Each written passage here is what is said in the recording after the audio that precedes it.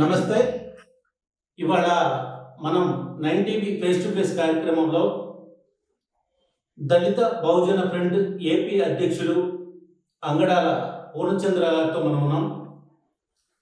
ఏపీలో దళిత బహుజన ఫ్రంట్ ఏ విధంగా ఉంది, అంగడాల పూర్ణచంద్ర గారు అధ్యక్షులుగా అయిన తర్వాత దళిత బహుజన ఫ్రంట్ ఎంతవరకు ముందుకు తీసుకెళ్లారు, నియోజకవర్గాల్లో పరిస్థితి ఏంటి, దళిత బహుజన ఫ్రంట్ ఏ విధంగా ముందుకెళ్తుంది అనే విషయాలను కులంకషంగా అడిగి తెలుసుకునే ప్రయత్నం చేద్దాం. సార్ నమస్తే. సార్ నమస్తే. బాగున్నారా సార్? దళిత బహుజన ఫ్రంట్ ఉద్దేశ్యం ఏంటి సార్? దళిత బహుజన ఫ్రంట్ ఏర్పాటై ఇప్పటికి 35 సంవత్సరాలు అవుతుందండి. ఇది భారతదేశం మొత్తం మీద నేషనల్ లెవెల్లో ఆర్గనైజేషన్. దీంట్లో దళితులు, బీసీలు, ఎస్సీలు, ఎస్టీలు, మైనార్టీలు ఎవరైతే ఉన్నారో వీళ్ళందరినీ కూడా ఆర్థికంగా, రాజకీయంగా, సామాజికంగా చైతన్యపరిచే ఉద్దేశంతో ఈ ఆర్గనైజేషన్ పెట్టడం జరిగింది. దీనికి నేషనల్ అధ్యక్షుడిగా మా కొరివి వినయ్ కుమార్ గారు పనిచేస్తా ఉన్నారు. ఇప్పుడు మేము అంతకుముందు జల్లి ఇస్మాయిల్ బాబు గారని ఆయన ఆంధ్రప్రదేశ్ ఉమ్మడి రాష్ట్రానికి అధ్యక్షులుగా ఉండేవారు. వారు చనిపోయిన తర్వాత నేను తీసుకోవడం. ఇప్పుడు రాజకీయాల్లోకి వచ్చి దాదాపుగా సుదీర్ఘకాలం అయింది. ఈ సుదీర్ఘ రాజకీయ ప్రయాణం ఎట్లా ఉంది? నేను 35 సంవత్సరాల నుండి రాజకీయాల్లో యాక్టివ్గా పనిచేస్తా ఉన్నాను. 30 సంవత్సరాలు కేవలం ఒకే ఒక పార్టీ, తెలుగుదేశం పార్టీలో పనిచేశాను. వివిధ హోదాల్లో పనిచేశాను. అది 10 నియోజకవర్గాలకు అబ్జర్వర్గా కానీ, రాష్ట్ర పార్టీ సెక్రటరీగా కానీ, అట్లానే మండల పార్టీ సెక్రటరీ, గ్రామ పార్టీ స్థాయి నుంచి కూడా 30 సంవత్సరాలు పనిచేశాను. చంద్రబాబు గారితో కలిసి పనిచేశాను. ఎంతో మంది ఎమ్మెల్యేలతో ఈ నియోజకవర్గంలో ఉన్నటువంటి నిత్యం రఘురామ్ గారు నాకు గురువు. ఆయన ఆధ్వర్యంలో పనిచేయడం జరిగింది. ఆ తర్వాత తాతయ్య గారు, ఆ తర్వాత రామ్మోహన్ గారు, కేసీ నాని గారు, అంతా అందరితో కూడా సమకాలికంగా బుచ్చి చౌదరి గారు అందరితో కూడా కలిసి పనిచేశాను. అలానే అబ్జర్వర్గా కూడా చాలా సక్సెస్ఫుల్గా పనిచేశాను. పనిచేసి ఈ మొన్న ఎలక్షన్స్ కంటే ముందే మళ్ళీ వైసీపీలోకి వచ్చి అది భానుగారిని చూసి ముఖ్యంగా 2019 కంటే ముందే వైఎస్ఆర్ కాంగ్రెస్ పార్టీలో చేరారు. తర్వాత గవర్నమెంట్ ఫామ్ అయింది.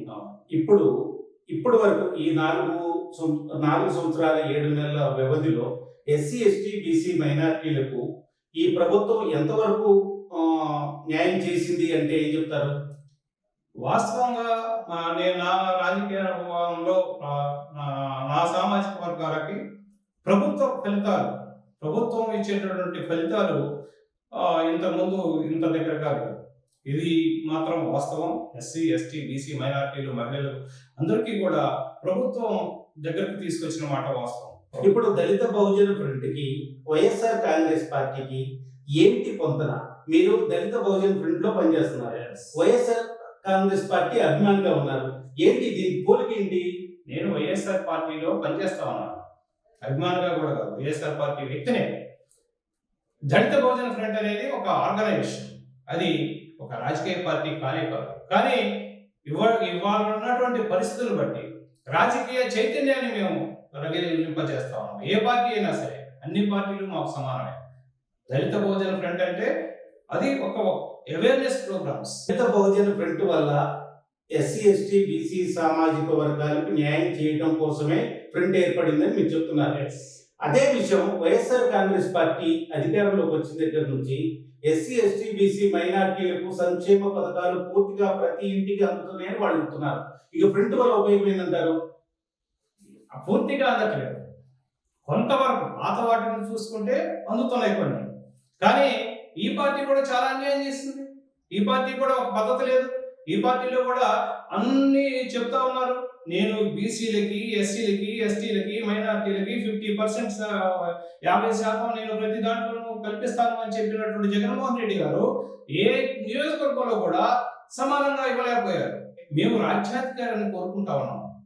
మా సామాజిక వర్గాలు ఎమ్మెల్యేలు కావాలని కోరుకుంటా ఉన్నాం. మా సామాజిక వర్గాలు చైర్మన్లు కావాలని కోరుకుంటా ఉన్నాం. మా సామాజిక వర్గాలు మేమే పరిపాలన చేయాలి అనేది అంబేద్కర్ గారి ఆశయాలతో మేము ప్రయత్నం చేస్తా ఉన్నాం. దళిత బహుజన ఫ్రంట్ 4 ఎంపీ సీట్లు, 54 కార్పొరేషన్లు పెట్టి బీసీలకి నేను చాలా న్యాయం చేశానని ప్రభుత్వం చెప్తుంది కాదంటారా? కార్పొరేషన్లు కావాలని పోరాటం చేసింది కూడా మేమే. మాకు ప్రతి కులానికి కార్పొరేషన్ ఇవ్వండి అని ప్రతి కుల సంఘం కూడా, నేను కూడా యాజిటేషన్ చేసి మీకు చంద్రబాబు నాయుడు గారి హయాంలో మేము కూడా అడిగాం, యాదవ కార్పొరేషన్ పెట్టండి, శాలివాహన కార్పొరేషన్ పెట్టండి, నాయక బ్రాహ్మణ కార్పొరేషన్ పెట్టండి అని మేము కూడా అడిగాను. అన్ని కులాల నుంచి కూడా అడిగాం. అడిగినందువల్ల సరే ఆ డిమాండ్ని ఈ గవర్నమెంట్ వచ్చిన తర్వాత అమలు పరిచింది. కానీ అమలు పరిచే పద్ధతిలో చాలా తేడా. కనీసం వాళ్ళకి కూర్చోవడానికి కుర్చీ లేదు, వాళ్ళకి బడ్జెట్ లేదు, ఏది లేదు. అందుకోసమే దళిత బహుజన ఫ్రంట్ మేము డిమాండ్ చేస్తా ఉన్నాం. జగన్మోహన్ రెడ్డి ఏదో చేశాడని మేమేమో పెద్ద ఇదేం చేయగల, ఆయన చేసింది కార్పొరేషన్లు ఇవ్వడమే తప్ప వాడికి ఎటువంటి నిధులు ఇవ్వనే విషయాన్ని మీరు చెప్తున్నారా? నిధులే కాదు, విధులే కాదు, ఏది లేదు. వాళ్ళు ఒక ఉత్సవ విగ్రహాలుగా ఉన్నారు. అది కూడా ఆ కార్పొరేషన్ చైర్మన్లు కూడా ఇవ్వటంలో చాలా చాలా వాళ్ళు తాబేదారులు, వాళ్ళ ఇళ్లలో పనిచేసేటువంటి వ్యక్తులు కొంతమంది తీసుకొని ఇచ్చారు. రేపు రాబోయే 24 ఎలక్షన్ కి అంగడాల పూర్ణచంద్ర గారు బీసీ సామాజిక వర్గం నుంచి జక్కేపేట సీట్ కావాలని కోరుతున్నారనే విషయం తెలిసింది, నిజమేనంటారా? అంగడాల పూర్ణచంద్రరావుకి ఇవ్వమని నేను కోరుకోవటంలా, ఒక పేద బీసీ బడుగు బలహీన వర్గాల నుంచి ఒక వ్యక్తికి జగన్మోహన్ రెడ్డి గారు జగ్గేపేట నియోజకవర్గం సీట్ ఇస్తే, బీఫామ్ ఇస్తే అత్యధిక మెజారిటీతో గెలవడానికి సిద్ధంగా ఉంది. ఈ నియోజకవర్గంలో బీసీలకి, ఎస్సీలకి, ఎస్టీలకి, మైనార్టీలకి జరిగినటువంటి అన్యాయం ఒక్క ఎమ్మెల్యే సీట్ ఇస్తేనే అది ఫిల్ అయింది.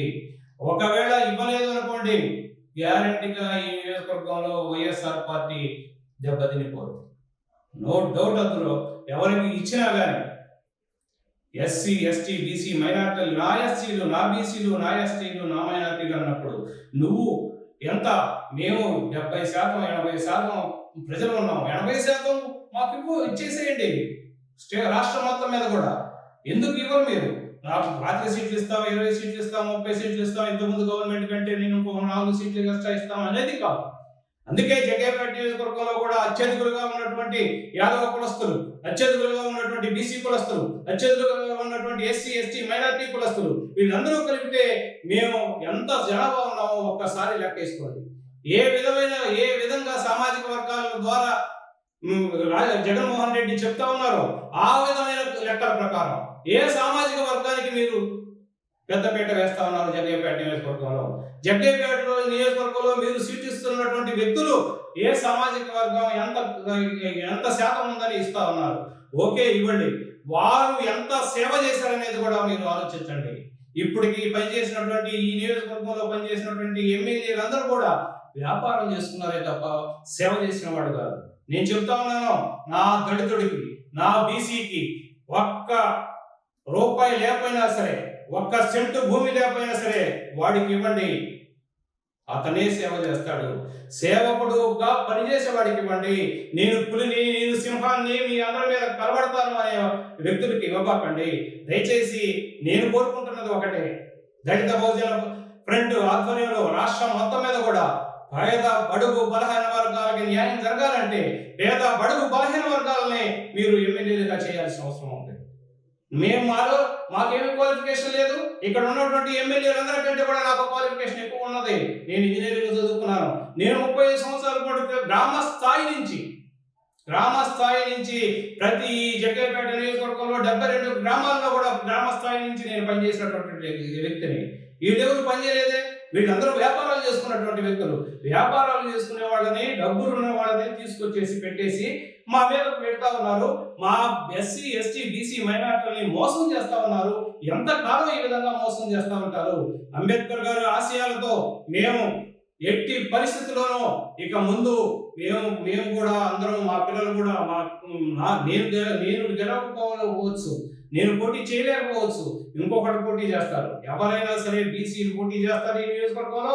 బీసీ వ్యక్తికి ఏ పార్టీ ఇచ్చినా సరే ఆ వ్యక్తికి పూర్తిగా మద్దతు దళిత బహుజన ఫ్రంట్ సపోర్ట్ చేస్తుంది. ఎలక్షన్ లో అంగడాల పూర్ణచంద్ర గారు దళిత బహుజన ఫ్రంట్ తరఫున బీసీ అభ్యర్థిని నిలబెడుతున్నారా?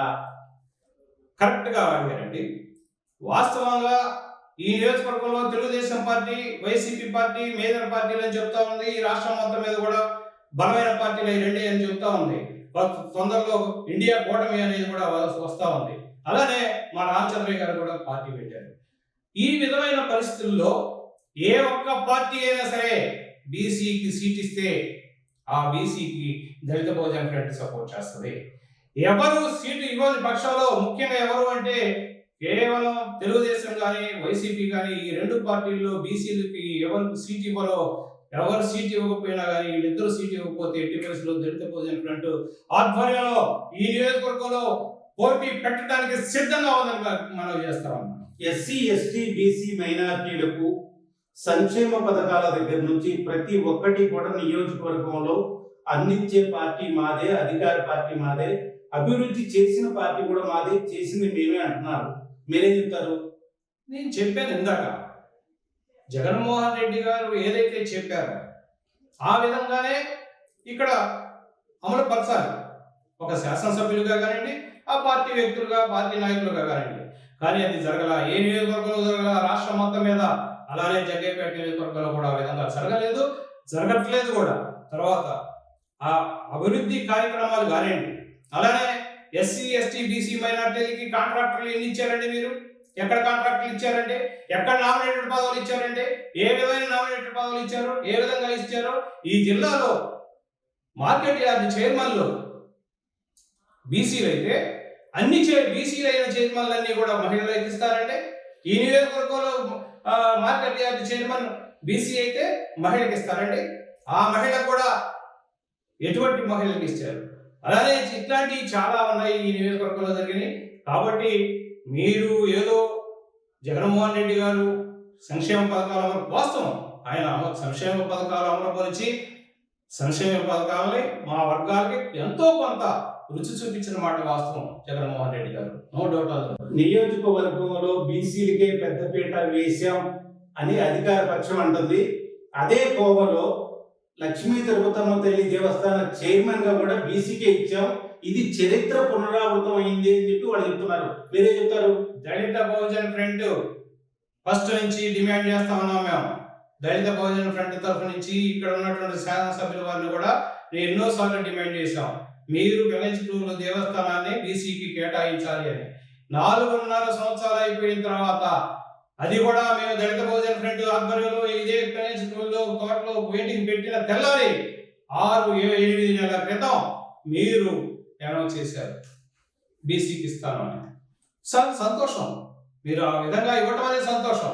కానీ బీసీలకే పెద్దపీట వేసాను అనేది అది నేను ఒప్పుకోవడం లేదు. ఎందుకంటే మీరు బీసీలకు ఇచ్చేటప్పుడు ఇక్కడ ఉన్నటువంటి ఓసీలని, ఇక్కడ ఉన్నటువంటి అగ్రవర్ణాలని, అలానే ఎవరైతే ఉన్నారో అంతకుముందు నుంచి ఎప్పటి నుంచో పనిచేస్తున్నాం మేము ఉన్నాము వాళ్ళని కూడా సమన్వయం చేసి, అలానే మా ఇవ్వవలసిన బీసీ ఒక్క క్యాండిడేట్ కూడా కనీసం 2 సంవత్సరాల ముందన్న ఇవ్వాల్సిన అవసరం ఉంది.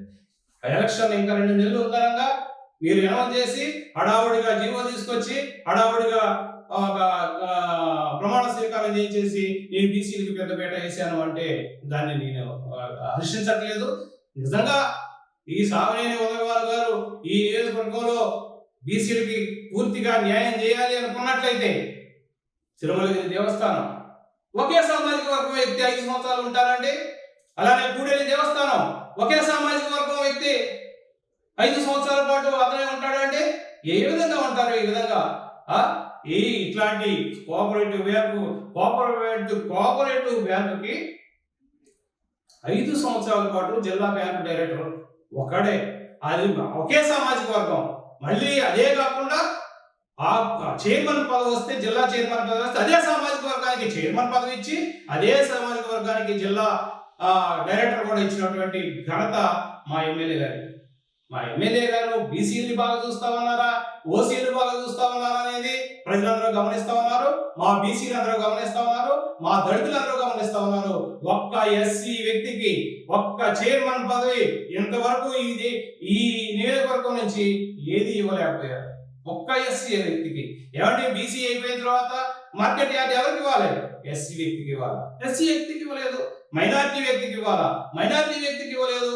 ఏమంటే మున్సిపల్ చైర్మన్ పదవి అత్యధికులుగా ఉన్నటువంటి మైనారిటీ వ్యక్తులు ఉంటే ముస్లింస్ జగ్గయ్యపేటలో వాళ్ళకి ఇవ్వకుండా ఎవరో డబ్బులు ఉన్న వ్యక్తులకి, అదే పార్టీలో కూడా పనిచేసినటువంటి వ్యక్తులకి తీసుకొచ్చి సీట్లు ఇచ్చినట్టు ఘనత అది బీసీలకు ఇచ్చాను, బీసీలు పెద్దపేట వేసాను అంటే అది రాజ్యాంగ ప్రకారం వచ్చినటువంటి రిజర్వేషన్లో కూడా మాకు అన్యాయం జరుగుతూ ఉంది, ఈ విధమైన పరిస్థితి జరుగుతూ ఉంది.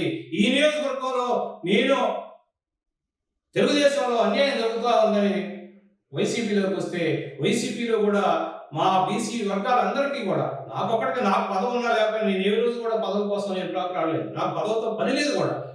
నాకు ఎటువంటి స్వార్థము లేదు, ఎటువంటి విషయాలు లేవు, దాని మీద ఆశ కూడా లేదు. నేను ఆ పార్టీ పదవులు చేయాలా ఏదో చేయాలని లేదు. కానీ నా సామాజిక వర్గం బాగా బాధపడతా ఉంది.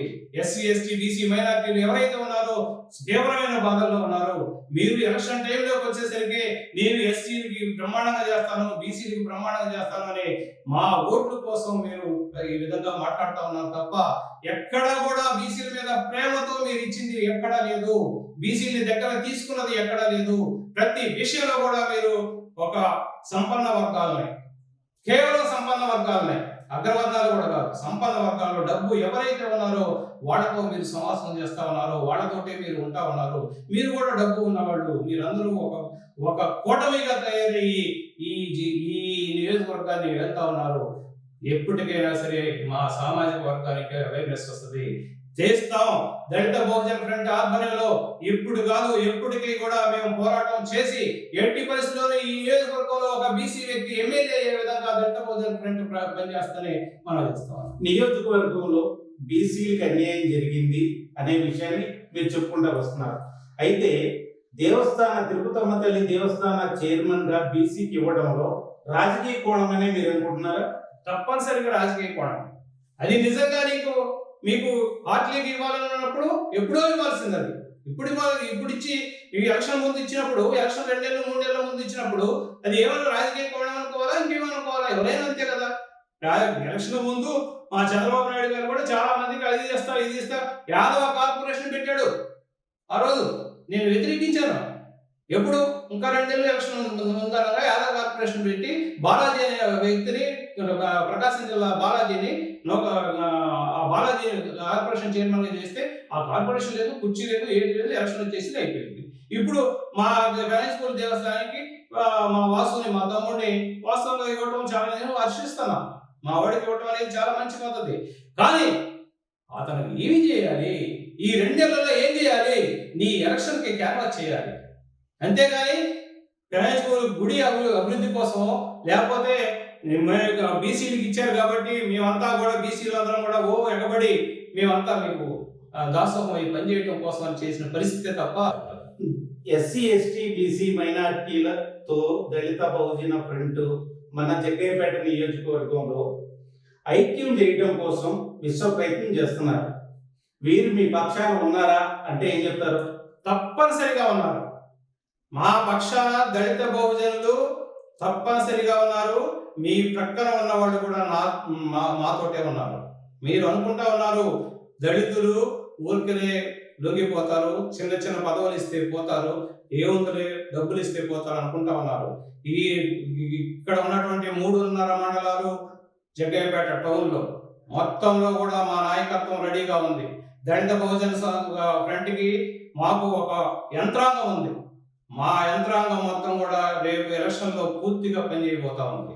రేపు ఎలక్షన్లకి జగ్గయ్యపేట నియోజకవర్గం నుంచి టీడీపీ వైపు నుంచి కానీ వైసీపీ వైపు నుంచి కానీ బీసీ అభ్యర్థి వస్తాడు అనే విషయాన్ని మీరు చెప్తున్నారా? వస్తాడు అని నాకు బాగా పూర్తిగా నమ్మకం ఉంది. ఎందుకంటే జగన్మోహన్ రెడ్డి గారు బీసీలు నాకు ప్రాణం అంటా ఉన్నాడు, ఎస్సీలు నాకు ప్రాణం అంటాడు. అట్లానే చంద్రబాబు నాయుడు గారు కూడా బీసీలే, అసలు ఈ పార్టీయే బీసీలది అని చెప్తా ఉన్నాడు. అటువంటిప్పుడు తప్పనిసరిగా ఇక్కడ బీసీలకి సీట్ ఇస్తారు అని నాకు నమ్మకం ఉంది. ఒకవేళ ఇవ్వకపోతే మాత్రం తప్పనిసరిగా దళిత బహుజన ఫ్రంట్ క్యాండిడేట్ పెట్టింది. గేమ్ స్టార్ట్ అవుతుంది అని నియోజకవర్గ 2 పార్టీలకి అంగడాల పూర్ణచంద్ర గారు వార్నింగ్ ఇస్తున్నారా? నేను 2 పార్టీలకు వార్నింగ్ ఇవ్వను. ఎవరైతే ఉన్నత వర్గాలు ఎమ్మెల్యేలుగా చెలవిస్తా ఉన్నారు, ఎవరైతే మమ్మల్ని ఈ విధంగా తయారు చేశారో, ఎవరైతే మీరు ఈ విధంగా మాట్లాడటానికి అవకాశం కల్పించారో ఆ వ్యక్తులకి నేను చెప్తా ఉన్నాను, తప్పనిసరిగా మీకు మేము బుద్ధి చెప్తాం. ఎట్టి పరిస్థితుల్లో చెప్తాము. ఒక ఎస్సీ వాడు, ఒక పేదవాడి ఆకలి ఏమిటో తెలుస్తుంది మీకు. ఒక బీసీ వాడి యొక్క ఆవేదన ఏమిటో మీకు తెలుస్తుంది. చూపిస్తాం రేపు ఎలక్షన్స్ లో. మీరు అనుకుంటా ఉన్నారు ఏం లేదు డబ్బు ఉంటే బ్రహ్మాండం అని. డబ్బుకు విలువ లేనే లేదు. చూడండి కేసీఆర్ కి ఏం జరిగిందో ఇక్కడ కూడా అలానే జరగబోతా ఉంది. అంగడాల పూర్ణచంద్ర గారికి ఈ ఇంటర్వ్యూ తర్వాత ఒకవేళ ఏ పార్టీ అయినా బీఫామ్ ఇస్తే ఎలక్షన్ లో రూపాయి ఖర్చు పెట్టకుండా గెలుస్తారా? నేను ఎలక్షన్ లో రూపాయి ఖర్చు పెట్టను. నేను ఎలక్షన్స్ లో రూపాయి చందా తీసుకుని వాళ్ళు ఓటు వేసే విధంగా నేను చైతన్యం చేసుకుంటానే తప్ప నేను ఎక్కడో తీసుకొచ్చి ఎవరి దగ్గర నా దగ్గర డబ్బు లేదు నేను ఎట్లా ఖర్చు పెడతా? నాకు ఒకవేళ ఏదైనా రాజకీయ పార్టీ బీఫామ్ ఇచ్చే కానీ రాజకీయ పార్టీలకి చాలా మందికి నేను బీఫామ్ అడగడానికి ఒకవేళ వెళ్ళినా కానీ డబ్బులు ఉన్నాయని చెప్పమని చెప్తా ఉంటారు. అబద్ధాలు చెప్పమని నేను ఆ మాట చెప్పను. నా దగ్గర ఒక్క రూపాయి డబ్బులు లేదు. చేస్తాను. టీడీపీ వైసీపీకి అసమ్మతి నియోజకవర్గంలో పూర్తిగా ఉంది అనే విషయాన్ని మీరు చెప్తున్నారు. తప్పనిసరిగా ఉంది. రెండు పార్టీల్లో కూడా అన్ని సామాజిక వర్గాల్లో ఎస్సీ ఎస్టీ బీసీ మైనారిటీయే కాదు అలానే దళిత సామాజిక వర్గాల్లో కూడా ఈ పరిస్థితి ఉన్నది. ఎందుకంటే ఈ నియోజకవర్గంలో ఇద్దరు రాజుల్లాగా పనిచేస్తా ఉన్నారు. వాళ్ళిద్దరు కూడా అండర్స్టాండింగ్ తో పనిచేస్తా ఉన్నారు. అపోజిషన్ అయినా పొజిషన్ అయినా అది అందరికీ కూడా ఈ నియోజకవర్గ ప్రజలందరికీ కూడా తెలిసిపోతారు. అలానే కాకుండా ఇక్కడ కబూరు పెట్టు కేసులు ఇచ్చో మా లాంటి పేదవాళ్ళందరూ కూడా కేసుల్లో పెట్టు ఏదో పెడతారని ఒక భయంతో కూడా మా సామాజిక వర్గాలు ఈ నియోజకవర్గంలో ఉన్నాయి. ఆ పరిస్థితుల నుంచి మేము నాయకత్వ లక్షణాలు పెంచి దాన్ని ఎదుర్కొనే విధంగా మేము తయారు చేస్తా ఉన్నాం. మీరు ఇందాక చెప్తా మాట అన్నారు, ఇద్దరు టీడీపీ నుంచి వైసీపీ నుంచి ఇద్దరు ఒకే మాట మీద నడుస్తున్నారు అనే మాట మీరు వాడారు, చెప్పారు కదా.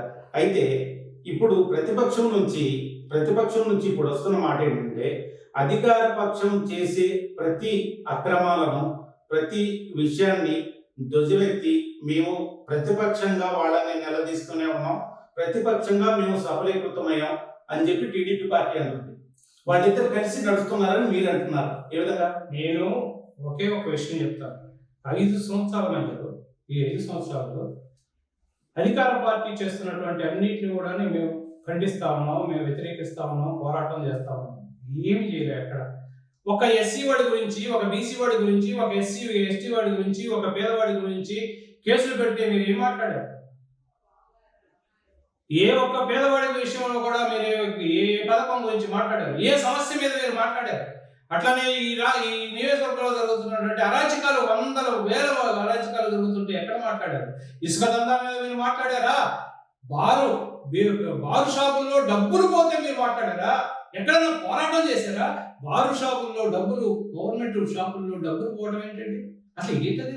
అట్లాంటి ఇంకెన్నో ఉన్నాయి. నేను చెప్పాలంటే ఇంకా చాలా చెప్పాల్సినవి ఉన్నాయి. అటువంటి కార్యక్రమాలు ఏ కార్యక్రమాల్లో మీరు ఫైట్ చేశారు?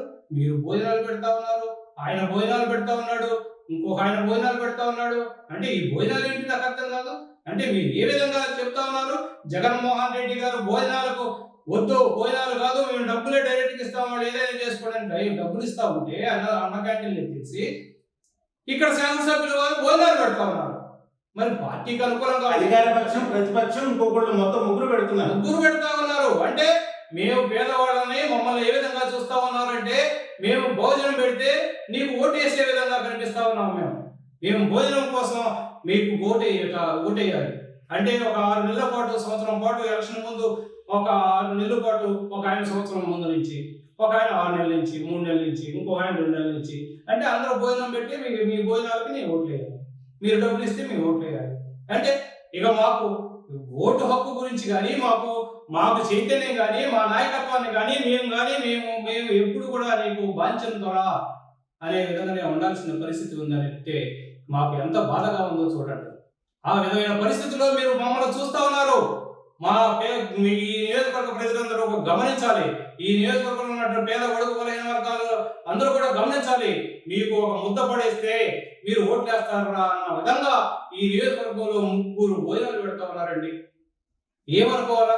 అవి కూడా ఉన్నత వర్గాల వాళ్ళు, డబ్బులు ఉన్నవాళ్ళు. డబ్బు లేని వాళ్ళు ఏ ఒక్కరు కూడా భోజనం పెట్టే పరిస్థితి లేదు. భోజనం ఏ విధంగా పెడతారో ప్రభుత్వం డబ్బా? పాపం. ఎక్కడి డబ్బు? ఎక్కడి నుంచి తీసుకొచ్చిన డబ్బులు?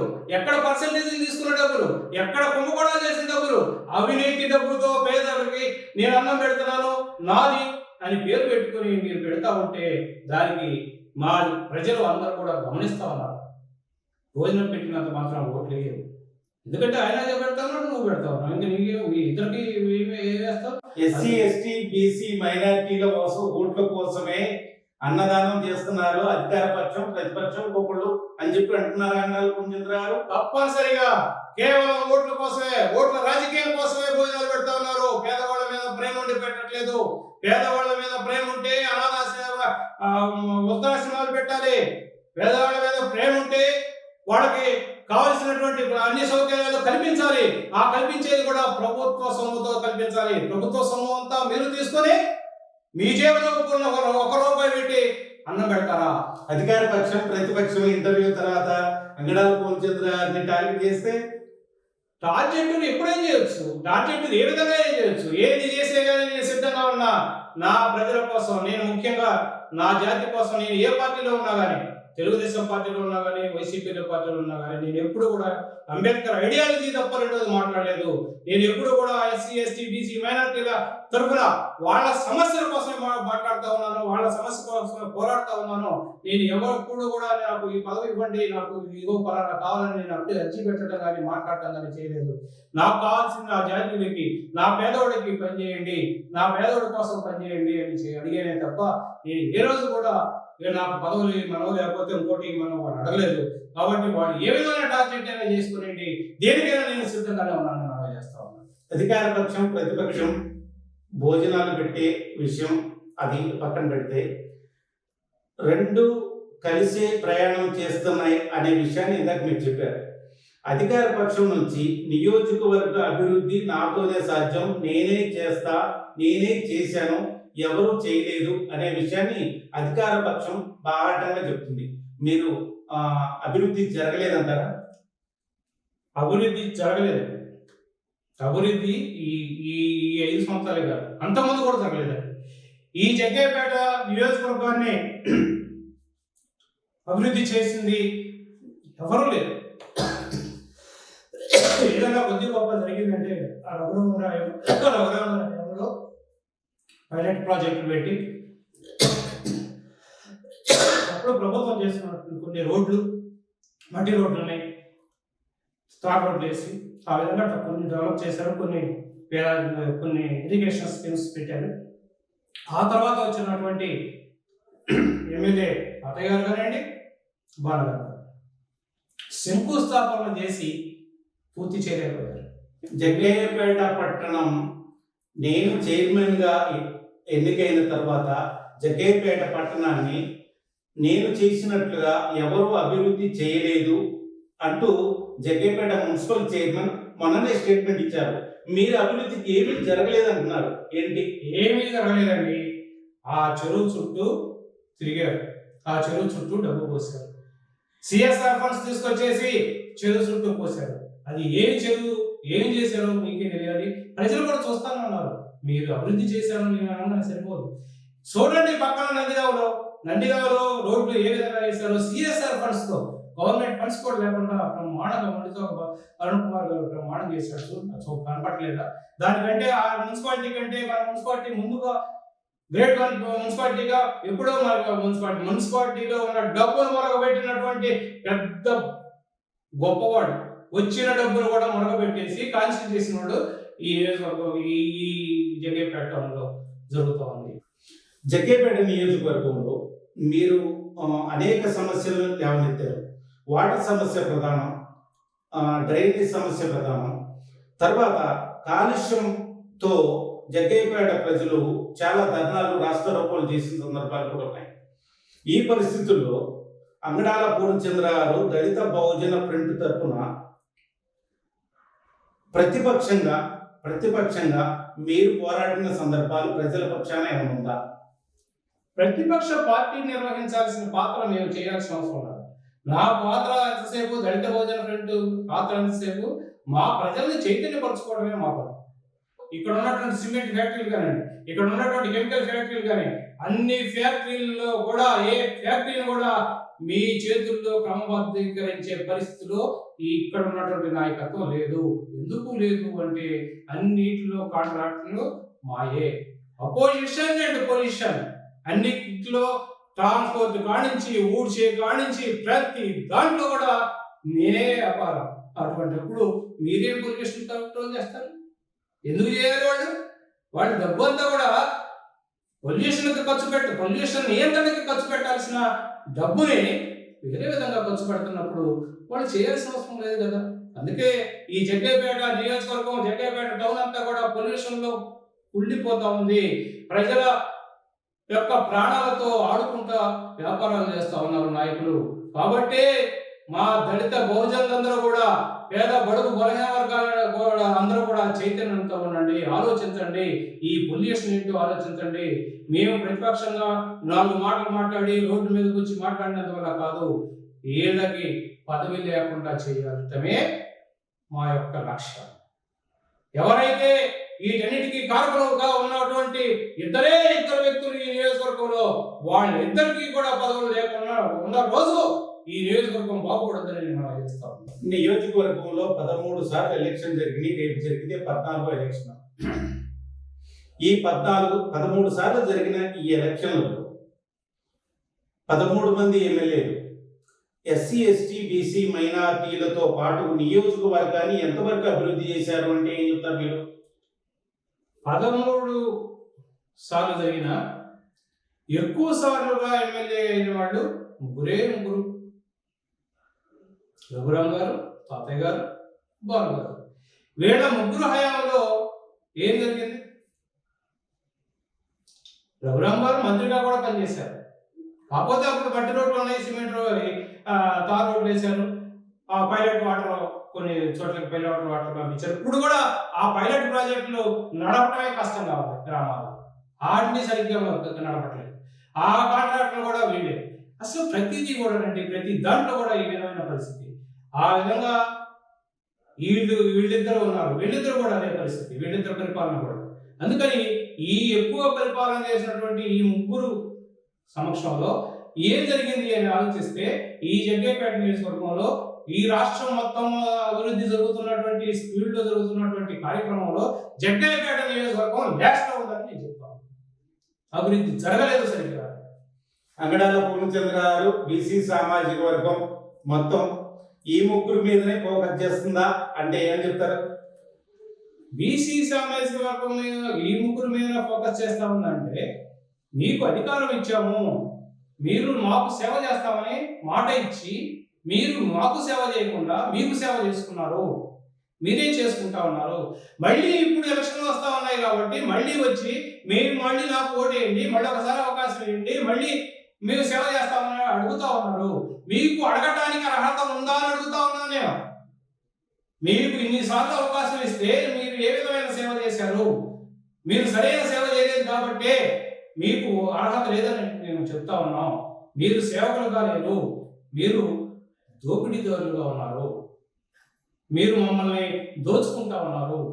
మేము ఇచ్చినటువంటి మా శక్తిని, మేము ఇచ్చినటువంటి ఓటు అనే ఆయుధాన్ని ఉపయోగించుకొని మీరు దాని ద్వారా లబ్ధి పొందుతూ ఉన్నారు తప్ప మీరు మాకు సేవ చేయట్లేదు. సేవకుడు అనేవాడు వేరే విధంగా ఉంటాడు, కానీ మీరు ఎలక్షన్ టైంకి వచ్చేసరికి సేవకుడు అంటా ఉన్నారు. ఎలక్షన్ అయిన తెల్లారి నుంచి మాకు యజమానిగా ఉంటా ఉన్నారు. మీరు మాకు యజమానులు కాదు, మాకు సేవకులు మాత్రమే. ఎవరైతే సేవ చేసే వ్యక్తి ఉంటాడో ఆ సేవకుడికి ఓటేయమని పేద బడుగు బలహీన వర్గాలందరినీ కూడా నేను మనం చేస్తా ఉన్నాను. ఈ నియోజకవర్గంలో ఉన్నత వర్గాల నుంచి రాజ్యాధికారాన్ని ఎస్సీ, ఎస్టీ, బీసీ, మైనార్టీల ఫ్రంట్ హస్తగతం చేసుకుంటుందా? ఎప్పుడు చేసుకుంటుంది? ఎంత టైం పడుతుంది? తప్పనిసరిగా తీసుకుంటుంది. రేపు ఎలక్షన్లోనే మీరు ఎస్సీ, ఎస్టీ, బీసీ, మైనార్టీల యొక్క పేద బడుగు బలహీన వర్గాల ఓట్ల యొక్క బలం ఏంటో తెలియపరచబోతా ఉంది. మరి ముఖ్యంగా ఈ నియోజకవర్గంలో, జగ్గయ్యపేట నియోజకవర్గంలోనే తెలియపరచబోతా ఉంది. చూడండి, చాలా విషయాలు చాలా సున్నితంగా, చాలా ఘాటుగా కూడా చెప్పారు. రేపు 24 ఎలక్షన్కి నియోజకవర్గంలో బీసీ అభ్యర్థి గెలుస్తాడు అనే విషయాన్ని అంగడాల పూర్ణచంద్ర గారు మన 9TV ఇంటర్వ్యూ ద్వారా చెప్పడం జరిగింది. ఇది 29 తర్వాత బహుజన రాజ్యాధికారం రాష్ట్రంలో రాబోతుంది, ఆ విధంగా అడుగులు ముందుకు పడుతున్నాయి అనే విషయాన్ని కూడా మనకు చెప్పడం జరిగింది. అనేక విషయాల్ని రేపు నాకు సీట్ ఇస్తారో లేదో అనే దాన్ని పక్కన పెడితే ఎవరికి బీసీ అభ్యర్థికి సీట్ ఇచ్చినా మేము సమిష్టిగా కృషి చేసి బీసీ అభ్యర్థిని రేపు 24 ఎలక్షన్కి జగ్గేపేట నియోజకవర్గంలో గెలిపించే బాధ్యత మాది. ఎస్సీ ఎస్టీ బీసీ మైనార్టీలు మొత్తం ఏకతాటి మీద ఉన్నారు. ఇది కన్ఫామ్ గా మేము చెప్తున్నది. మేమందరం ఒక సమీకృతంగా మాట్లాడుకున్న విషయం. అదే విధంగా ముందుకెళ్తాం. రేపు గెలిచేది మేమే అనే విషయాన్ని అంగడాల పూర్ణచంద్ర గారు చాలా స్పష్టంగా చెప్తున్నారు. అయితే రేపు 24 ఎలక్షన్లో సీట్ ఎవరికి వస్తుంది, ఎవరు గెలుస్తారు, గెలిచిన తర్వాత ఎవరు అభ్యర్థి గెలిచినా ఏ విధంగా ఉంటుంది అనే విషయాన్ని మనం వెయిట్ చేసి చూడాల్సిన పరిస్థితి ఉంది. చూద్దాం. అది పరిస్థితి. నమస్తే. నమస్తే అండి.